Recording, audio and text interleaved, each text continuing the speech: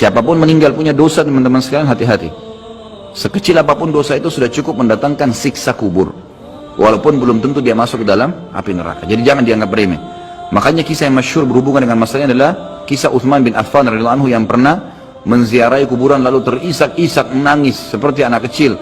Lalu beberapa teman-temannya di zaman khilafah beliau berkata, "Wahai Amir Mu'minin, kenapa anda menangis melihat kuburan? Padahal Nabi SAW sudah menjamin buat anda surga. Dan anda ini siapa? Terkenal anak mantunya Nabi SAW, ya, dapat jaminan surga. Nabi sebutkan lisannya langsung, Utsman di surga, dijamin. Bagaimana bisa anda menangis seperti ini?" Jawaban Utsman radhiyallahu anhu sangat bijak. Orang yang beriman dan berilmu punya jawaban yang tepat. Dia mengatakan, Rasulullah SAW menjamin buat saya surga, tapi tidak menjamin saya selamat dari siksa kubur. Dari mana jaminan saya disiksa dulu di kubur? Nanti saya masuk surga, betul. Tapi di kubur disiksa dulu karena masih ada dosa. Maka pemahaman yang dia keluarkan oleh para ulama tentang tadi saya bilang, dosa itu sekecil apapun sudah cukup untuk membuat adanya siksaan, gitu kan? Itu karena pernyataan Utsman bin Affan yang menyebutkan statement tadi, gitu kan? Jadi kita harus memahami poin ini, teman-teman sekalian. Makanya jangan pernah tunda minta maaf sama orang. Jangan pernah tunda mengembalikan haknya orang lain. Jangan pernah menganggap remeh dosa-dosa kecil. Tidak boleh sama sekali. Karena kita akan lihat nanti salah satu penyebab azab kubur adalah tidak cebok pada saat kencing. Masalah kecil yang dianggap kecil oleh orang, gitu kan? Banyak orang anggap remeh.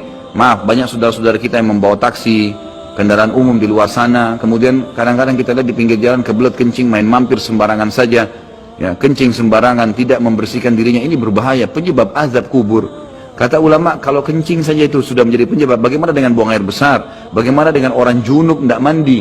Bagaimana dengan hal-hal yang lebih besar lagi, gitu kan? Karena memahami hukum-hukum syari seperti ini, kalau hal yang kecil saja dilarang, berarti hal yang besar lebih pantas untuk dilarang. Kalau hal kecil saja mendatangkan azab, berarti hal yang lebih besar lebih pantas mendatangkan azab. Jadi harus hati-hati, gitu kan? Kalau amal ibadah kecil kita kerjakan sudah besar pahalanya, bagaimana dengan amal yang wajib misalnya, atau amal yang besar yang kita kerjakan? Kalau umrah fadilahnya besar, berarti haji lebih besar. Kalau sholat sunnah besar, tahajud, maka sholat 5 waktu lebih besar pahalanya, dan seterusnya. Jadi poin-poin ini dalam mukaddimah kita harus difahamin baik-baik, gitu kan?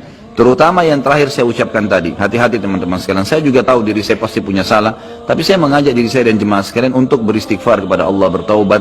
Jangan tunda pengembalian haknya orang lain, meminta maaf kalau punya kesalahan.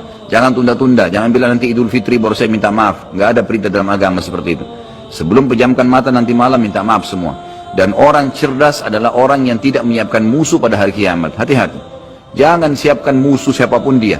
Maka harus ini, ya, kembalikan semua hak-hak orang, minta maaf. Kalau pernah mengambil barang orang yang tidak jelas, kembalikan. Kalau tidak, sedekahkan sejumlah itu. Semua selesaikan. Jangan ada masalah.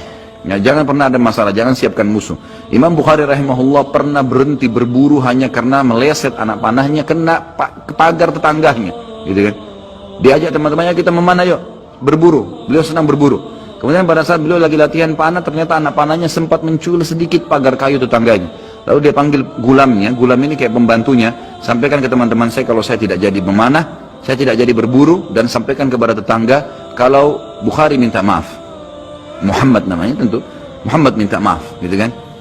Sampaikan dan siap mengganti pagar yang rusak itu. Begitu pembantunya Imam Bukhari datang ke tetangga tersebut lalu berkata, ya, Syekh Imam Bukhari menyampaikan maaf karena pagarnya tercuil diperlihatkan. Lalu tetangganya tersenyum dan berkata, jangankan pagar saya, rumah saya semua buat Imam Bukhari.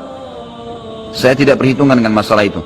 Waktu pembantunya Imam Bukhari kembali ke rumahnya, apa yang terjadi? Lihat orang soleh dan orang beriman, tahu dan yakin dengan adanya siksa dan azab kubur, tahu ada akhirat dan hisab. Maka apa yang terjadi? Imam Bukhari sujud syukur kepada Allah, kemudian bersedekah sekian ribu dirham, hanya karena tidak jadi ada musuh dari tetangga yang dia cuilkan pagarnya. Coba teman-teman, berapa banyak sendal yang antum injak? Hah? Berapa banyak air yang kepercik kena orang lain? Berapa banyak ini, berapa banyak itu? Berapa banyak yang kita anggap remeh mengambil karena teman punya dan seterusnya. Ini hati-hati. Jangan siapkan musuh hari kiamat. Azab kubur datang kepada siapapun yang masih punya dosa. Dan dosa ada hubungannya dengan Allah subhanahu wa ta'ala, ada hubungannya dengan makhluk. Kalau berhubungan dengan Allah azza wa jalla, kita bertaubat kepada Allah. Allah maha pemurah. Dia akan terima taubat hamba-hambanya asal ikhlas. Tapi dengan makhluk nggak bisa, mencuri, menggunjing, memfitnah, ya, mengambil, memakan, ya, merusak namanya orang lain. Ini nggak boleh. Ini harus selain taubat kepada Allah, meminta maaf kepada orangnya. Nah, ini tidak boleh ditunda ini. Nggak ada gengsi di sini.